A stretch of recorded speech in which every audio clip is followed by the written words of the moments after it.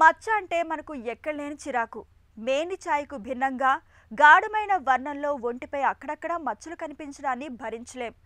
ఇక అందమైన ముఖం మీద మచ్చలు కనిపించడాన్ని అస్సలు సహించలేం. ముఖ్యంగా టీనేజ్ యుక్త వయసులోని అమ్మాయిలు అబ్బాయిలకు ఈ బాధ వర్ణనాతీతంగా ఉంటుంది. ఎలాగైనా మచ్చల్ని వదిలించుకునేందుకు నానా తంటాలు పడుతుంటారు. అందమైన ముఖంపై అందవిహీనంగా కనిపించే పిగ్మెంటేషన్ మచ్చల్ని తొలగించుకునే మార్గాల గురించి ఇప్పుడు తెలుసుకుందాం.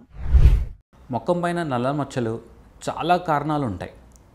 చాలా కామన్గా తీసుకోగలిగితే ఫస్ట్ మంగు మచ్చలు. మంగు మచ్చలు అంటే మనం ఇంగ్లీష్లో మెలాస్మా అంటాం. ఇవి 3 గ్రేడ్లు ఉంటాయి. సూపర్ఫిషియల్ అంటే చర్మం పైన, చర్మం కింద, చర్మం అడుగు భాగాన, అంటే ఎపిడర్మల్, డర్మల్ అండ్ మిక్స్ టైప్ అన్నమాట.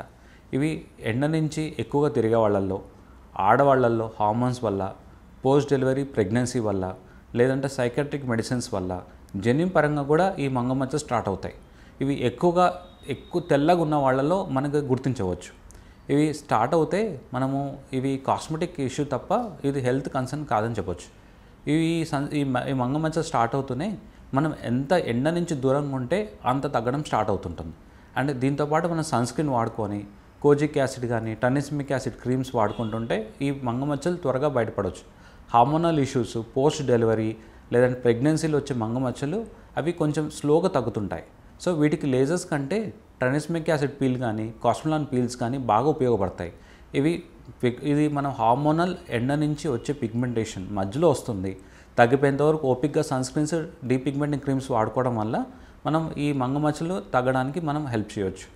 ఈ మంగమచ్చల్లో మనం స్టిరాయిడ్ క్రీమ్స్, బ్లీచింగ్ ఏజెంట్స్ అంటే రాత్రి తెల్లగే క్రీమ్స్ అస్సలు వాడకూడదు.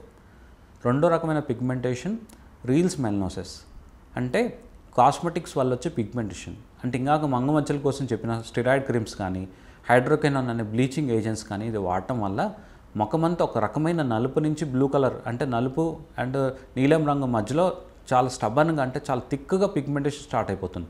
కొంచెం ఎండలో తిరిగినా ఇంకెక్కువ అవటం, ఏమైనా కాస్మెటిక్స్ వాడితే ఇంకా నలుపు ఎక్కువ అవటం అంటూ అవుతుంటుంది.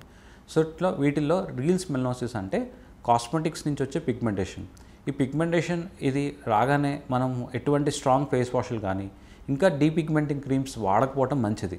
సింపుల్ ఒక మాయిశ్చరైజర్, సన్ స్క్రీన్ వాడుకొని హార్మోనల్ ప్రాబ్లమ్స్ కానీ హెల్త్ ప్రాబ్లమ్స్ లేకపోతే ట్రానిస్మిక్ యాసిడ్ టాబ్లెట్స్ కానీ బేసిక్ గ్లైకోలిక్ పీల్స్ కానీ డాక్టర్ని సంప్రదించి చేయించుకోగలిగితే రీల్స్ మెలనోసిస్ నుంచి మనం త్వరగా బయటపడవచ్చు. దాంట్లో ఇప్పుడు రీల్స్ మెలనోసిస్లో స్టిరాయిడ్ ఉంటే మాత్రం అది చర్మం పర్మనెంట్గా తింజేసి కొంచెం ఎండలన్నా ఇంకా నలిపోవటం, కొంచెం ఎండలన్నా ఇంకా చర్మం ఎరిపోవటం అంటూ స్టార్ట్ అవుతుంటుంది.